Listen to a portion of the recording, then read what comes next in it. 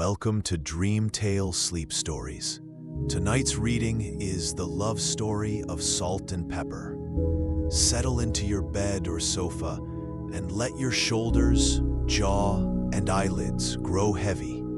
Inhale slowly, 1, 2, 3, and sigh the air away, allowing the day to fade into quiet dark. With every soft inhale, you invite fresh English phrases. With every gentle exhale, stray thoughts drift farther off.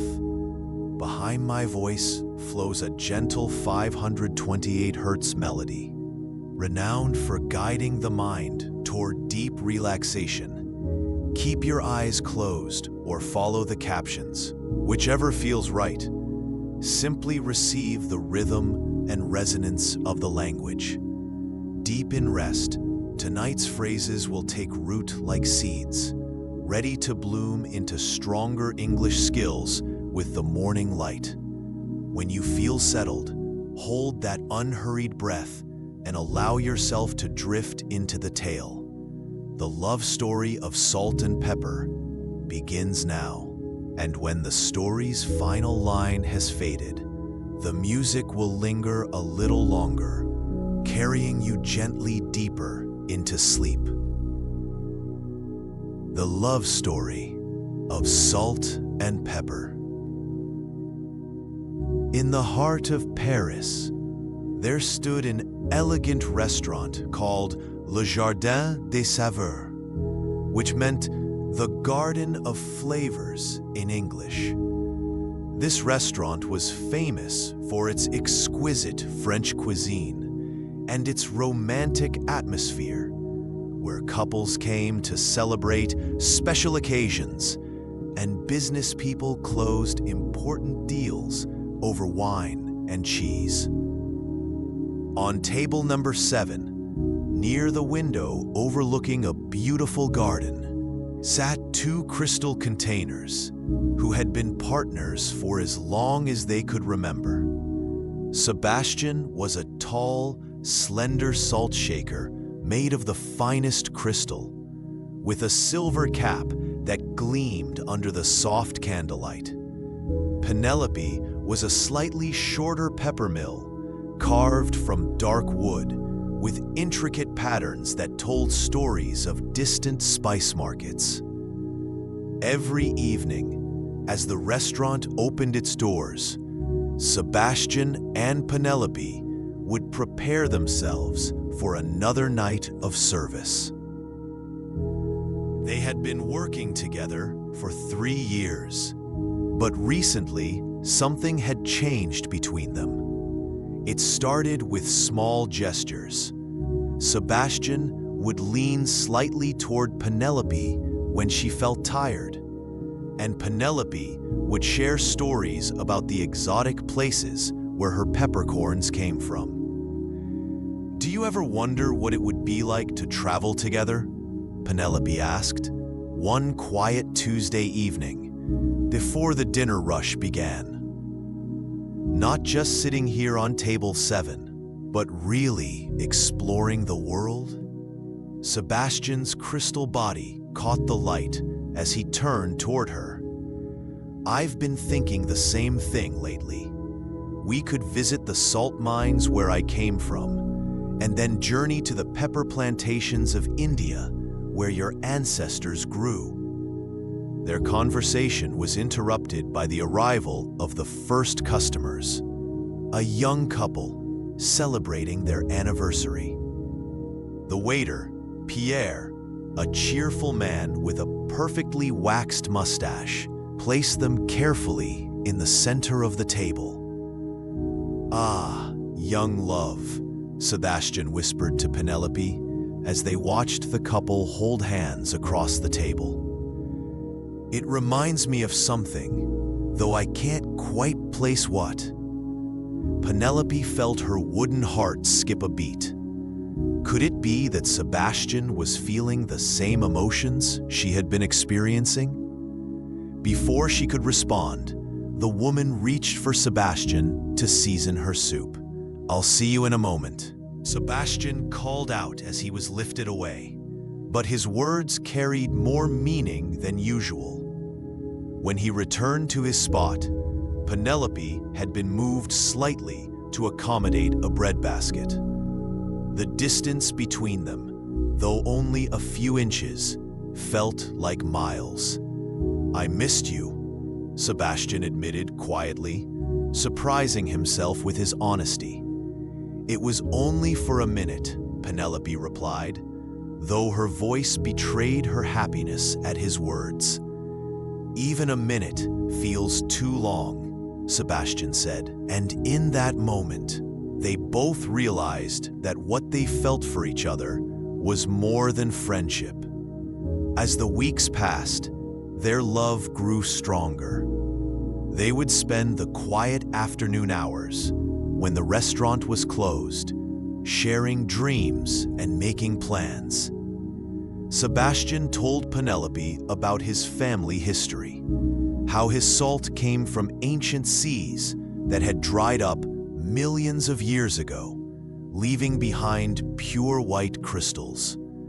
Penelope shared tales of her peppercorns' journey from Vietnamese highlands, where they grew on climbing vines in the misty mountains. But their happiness was not to last without challenges. One busy Friday evening, Chef Bernard, the temperamental head chef, known for his violent temper and perfectionist standards, decided to reorganize the entire dining room. "These condiments are all wrong," he bellowed in French, though Sebastian and Penelope understood every word. "Salt should be near the kitchen for quick refills, and this pepper mill belongs with the others in the spice collection." Before they could say goodbye, Sebastian was whisked away to a shelf near the kitchen door, while Penelope was placed in a wooden cabinet with dozens of other spice containers. The separation was sudden and heartbreaking. From his new position, Sebastian could see the entire restaurant, but couldn't spot Penelope anywhere. He tried calling out to her during quiet moments, but the noise of the kitchen drowned out his voice. Days turned into weeks, and Sebastian grew increasingly desperate. Meanwhile, Penelope found herself in a dark cabinet, surrounded by strangers. There was oregano, a talkative Italian herb who never stopped discussing his homeland. Paprika, a Hungarian spice with a fiery personality. And cinnamon, a sweet but mysterious character from Sri Lanka. "Why so sad, little pepper?" asked Paprika one day, noticing Penelope's melancholy mood. Penelope explained her situation, and to her surprise, the other spices were sympathetic. They had all experienced separation from loved ones at some point in their lives. "We must help you escape," declared Oregano dramatically. "True love should never be kept apart." "But how?" Penelope asked. "The cabinet is locked, and even if I could get out, I don't know where Sebastian is now." Cinnamon, who had been quiet until then, spoke up. "I've been in this restaurant longer than anyone here. There's a way, but it requires courage and perfect timing." She explained that every Sunday morning, the junior chef, Marcel, always forgot to lock the cabinet properly after taking inventory. If Penelope could push hard enough, she might be able to open the door from inside. While Penelope was planning her escape, Sebastian was making friends of his own. Next to him on the shelf sat Vinegar, an old bottle who had seen everything in his 50 years at the restaurant. "You're in love with that pepper mill from table 7, aren't you?" Vinegar observed, with the wisdom that comes from age. Sebastian was surprised. "How did you know?" I've seen many love stories in my time, Vinegar chuckled. The way you kept looking at each other, the way you leaned close during quiet moments. It was obvious to anyone paying attention. But now she's gone, and I don't even know where, Sebastian said sadly. The spice cabinet in the pantry, Vinegar informed him. I heard Chef Bernard giving the instructions. But don't lose hope. Love has a way of bringing souls together. Vinegar told Sebastian about a secret that few knew. Every Sunday evening, the restaurant hosted a special event where all the tables were rearranged for a wine tasting. During the chaos of moving furniture, it might be possible to roll off the shelf and search for Penelope.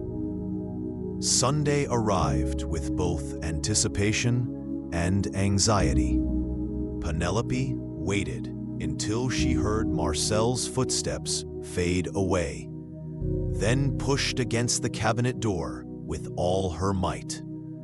The other spices cheered her on quietly. With a soft click, the door swung open. Go quickly, urged Oregano, and may fortune smile upon your love. Penelope rolled out of the cabinet and found herself in the pantry.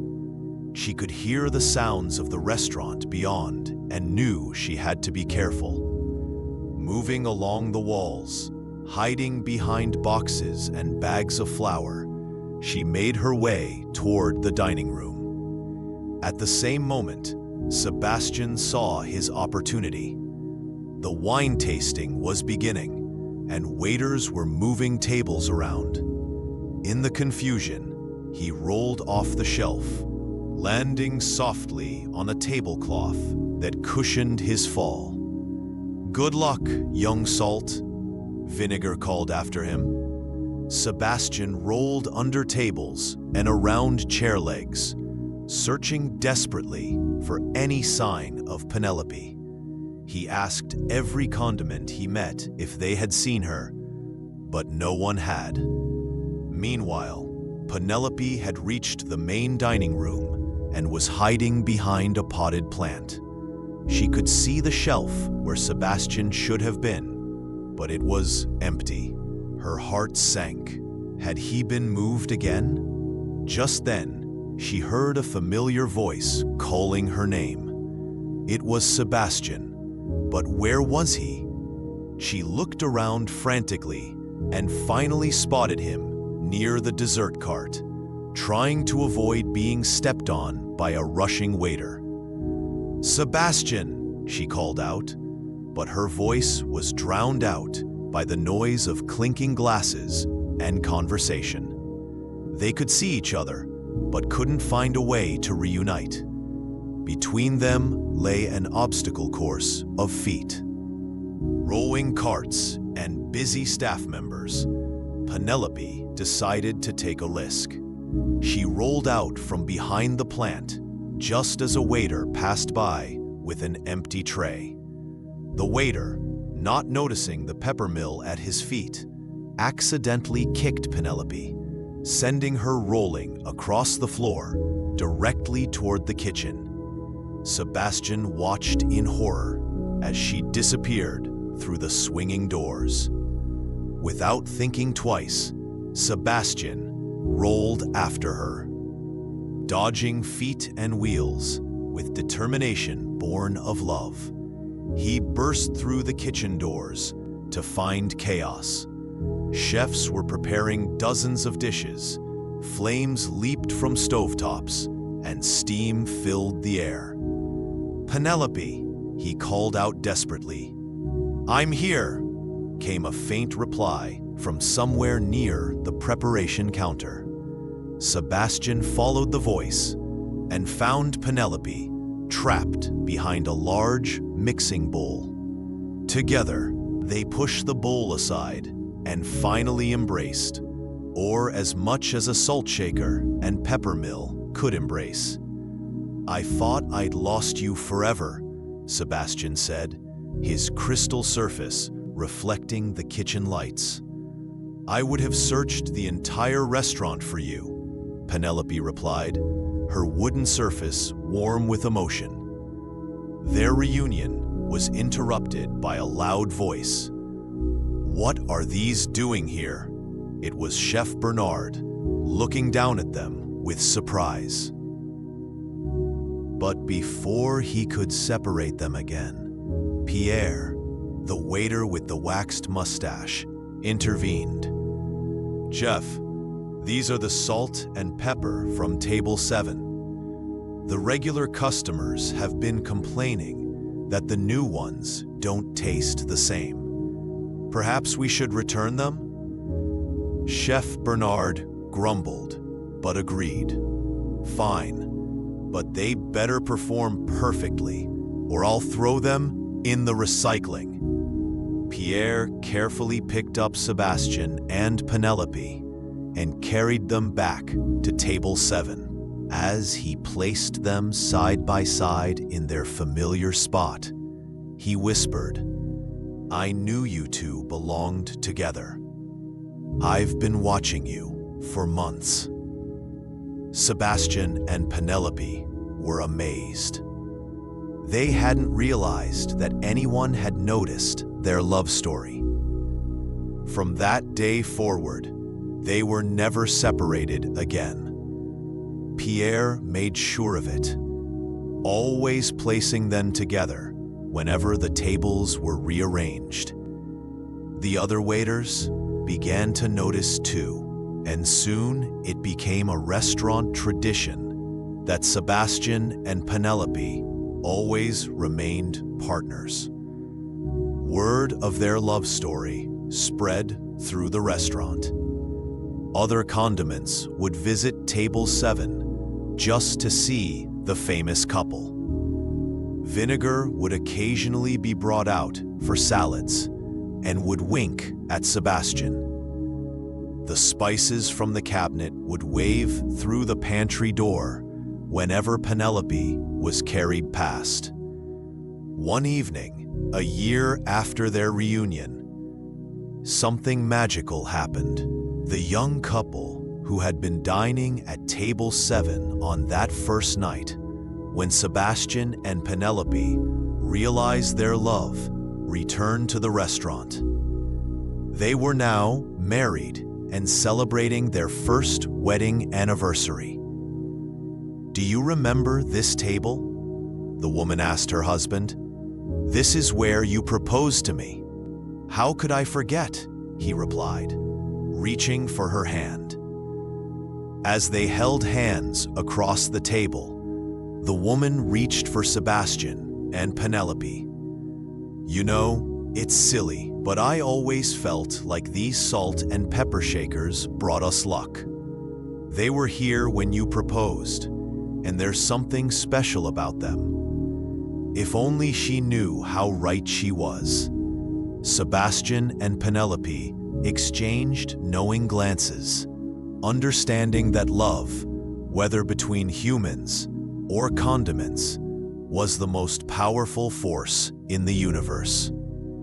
Years passed, and Sebastian and Penelope became fixtures of the restaurant, as essential to its charm as the food itself. New condiments came and went, but they remained, their love growing stronger with each passing day. Sometimes late at night, when the restaurant was closed, they would share their story with young condiments who had just arrived. They taught them about love, courage, and the importance of never giving up on finding your way back to those you care about.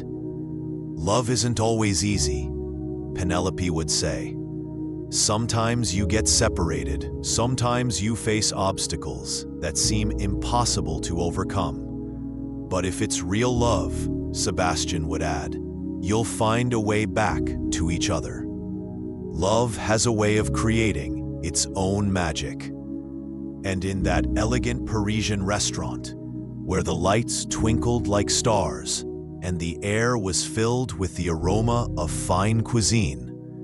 2 containers, one filled with salt from ancient seas, and one filled with pepper from distant mountains, proved that love knows no boundaries, not even between the most unlikely of souls. Their story became a legend in the restaurant world, whispered between waiters and chefs, spreading from kitchen to kitchen across Paris and beyond. Some say that any couple who uses Sebastian and Penelope to season their food will find true love, just as the salt and pepper themselves did. Whether that's true or not, one thing is certain. In Les Jardins des Saveurs, love is always on the menu, seasoned perfectly with a pinch of salt and a dash of pepper, served with a side of destiny.